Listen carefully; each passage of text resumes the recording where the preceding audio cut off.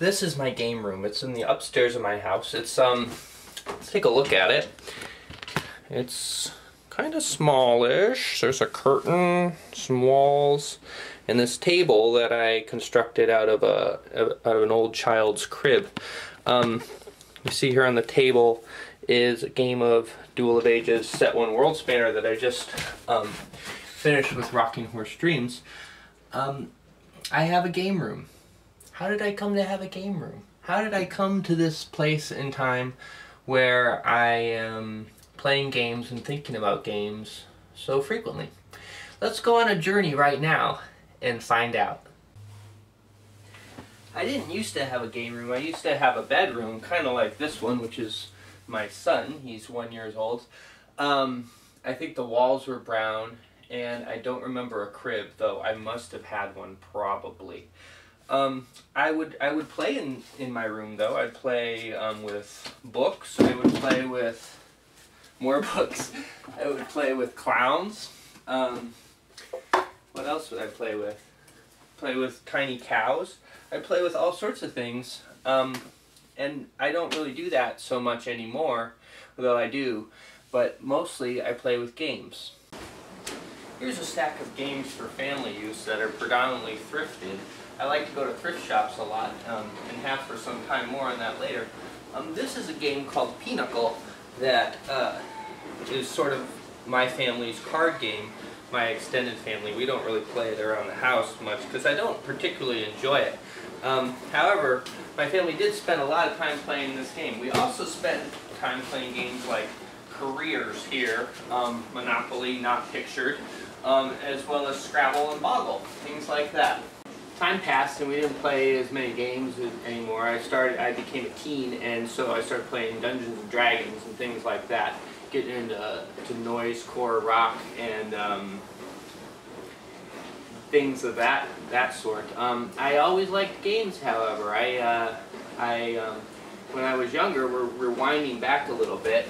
I would go outside and I would make up games that would be played with large plastic balls and bats and things where the ball, if it hit you, would do damage, and I think probably influenced by some computer RPGs such as Wizardry that I played when I was young. The time passed. I didn't play too many games. I did get into RPGs, however, kind of spottily. It was hard to find a group that would continue that I really enjoyed. One thing that the RPG people who I stopped playing with showed me was a game like Apples to Apples, or a game like Flux, or a game like Battlestar Galactica. When we wouldn't play role-playing games, we would play these games, like say if someone didn't show up. And I would enjoy it, though I'd always feel like it was kind of something less of an experience than the role-playing game.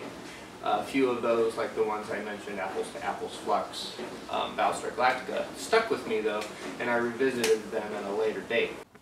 And I would get games at thrift shops, and I would combine games that I got at thrift shops. I like to combine games with tarot cards and chess, and things that had to do with Pokemon. I thought those were great combination. I always like to do that. And I built up quite a collection of games that I didn't really play too much because they weren't that enjoyable, but interesting games that I would find at thrift stores. I don't know if you saw back out there when I was in front of a different bookshelf, the game Social Skills. That one was interesting. There were other ones, Master Labyrinth. Don't play that too much, but it certainly opened my eyes a little bit when I first played it. It's a fun game. This is a place that I call the Shelves. It's a city that occurs on my bookshelf. It's actually occurred on many bookshelves as I've moved over the years. Started on my sister's bookshelf when I was her nanny, and I've moved it to different places. But it's a city, and there's characters, and they interact, and they do things. Certain people play with me. They will tell me via email what they want their action figure to do, and then I kind of tell them what happens. It's sort of like a role-playing game, though maybe less structured and extended over a long period of time. Next to the shelves here is probably something that board gamers would be interested in. These are some of my games that I've acquired lately, and I show you these because I want to show you one that is also a game I don't play very much, but was sort of formative, and that's this game, Small World. A while back, last December actually, I got a gift card to Borders bookstore. I was like, what am I going to do with this gift card to Borders? And so what I did was I looked around, and of course I looked for games, because I have always liked games. And this one jumped out at me, and I played it. I had a young son. He was probably about 6 months old at the time. Not a lot of energy and not a lot of fun at that time, because we were also starting a business. Small World was really easy to play and offered kind of some imaginative space that I was missing. And so my family, my inner circle family, which consisted of my wife and my stepson, spent quite a bit of time playing that when we could. Then it got so that I wanted to play a lot more than they did, or were able to, and so I would play it by myself, which is something I've always enjoyed. I like playing with people, but I like playing alone as well. Small World led me to BoardGameGeek.com. I wanted to know more about the game, and I had a lot of time at work, because since we were a small business, we weren't very busy at first. And so I did some reading, and I started discovering other games, and I wanted to play other games, and more games, and more games, and I started buying things, and really developing the hobby, monetarily speaking. Around that time I really got into trading, and this was probably one of the best trades I made. It actually cost me like $30 shipping, because I traded it to a guy, I believe in Canada, for a game called Fun City, which I didn't find very fun. But he seemed to like it, so it was a good trade. This game's called Princess, and I think this game, not only is it a great game that I will be reviewing, so I won't talk too much about it, but it showed me sort of the way that board games can sort of simulate the imagination that one could get from role-playing games, and kind of, I think maybe led me to the idea that board games are not inferior, they're just different.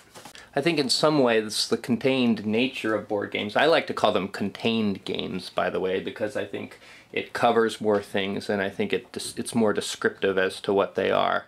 Though I use board games because then I say board games when I talk to people, because then they know what I'm talking about. But when I think about it, I think contained games, it's nice to have the containment on the imagination, because it acts as sort of a focus. Otherwise the imagination can just go everywhere, and when you're going everywhere at once, you're not going really anywhere. So time passed, and I realized I owned a lot of games that didn't have video reviews, and I don't know exactly how the thought went, but I decided I'll make videos of these. Here you can see a game setup that I'm sort of studying for review. It's called In the Shadow of the Emperor. Which is I'm going to be reviewing sometime within a month or two. I feel like it's going to take me a while to kind of have it in my head enough to talk about it to other people. So I started doing that, and that's opened up a whole nother world. I do the game reviews, and then I got these Real People cards from my thrift shopping days. I still thrift shop, but not as much as I did. And I also watched Callen Dale videos, and I thought, oh, Callen Dale videos would be great with these Real People cards. He, of course, didn't want to do it because he just wants to do what he wants to do. And I think, you know, what he does is great, so why break it if it's already fixed? And so I decided to use them and came up with a multi-game solitaire mega tournament for these Real People cards. None of these Real People are actually involved in the tournament, however, which is why they're in the box. So I'm next to the game shelf here at the place where I work. We have a lot of games, a lot of them, pretty much all of them were gotten from the thrift shop. And I'm still asking myself, how did I fall into games, to having a game room? There are things I did to get to that place, and I think the answer is maybe outside of my personal history, though, although I think it does contribute to it. games in my history, enjoying playing in my history, enjoying getting things for cheap, which you can do with games, because people get games and they don't know what to do with them, and so they give them to the Goodwill or to their garage sale. So I still am kind of wondering, and I think the answer might be that I find them really exciting. I think the set of rules that is geared towards creating a particular experience or a particular range of experiences is exciting, and seeing the way systems interact is exciting. You know, the physicality of games, something about that I appreciate versus the video nature. I enjoy video games, however, they make me ill. And so having these things that you can manipulate and change, and then you can see the mechanics working in a way even as you're experiencing their effects, and that can have some special feelings. For example, this game Innovation that I've been playing lately, sometimes when the way the cards interact creates this almost mental sparkle.